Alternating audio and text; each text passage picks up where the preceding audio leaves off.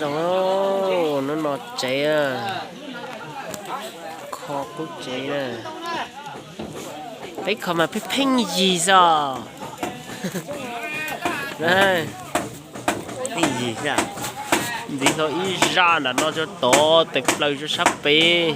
Nè sao có hay đó? Ơi, có lời gì cơ? Ta cũng đi tờ chứ. Mình đi tới rồi. Đây, Lên được qua hay á.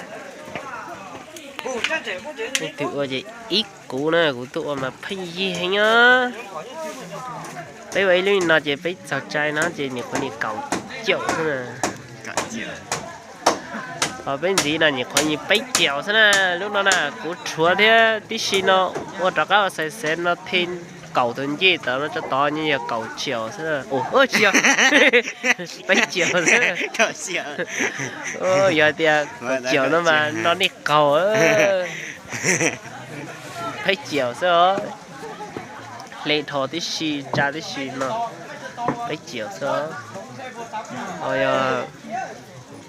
nên nhiều rong nó bây tôi bây giờ rong của tao đó,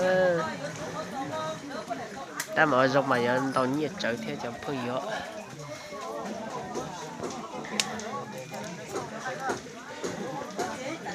Nó lại tiêu tao cầu lúa xong nữa nè, thế gì mà dâu thâu lại cầu cũng mất lông gió là, ở tôi là chết đâu, xong han tới qua đấy là, thế rùa ý ra buồn gì trong lúc chạy là, chạy vô,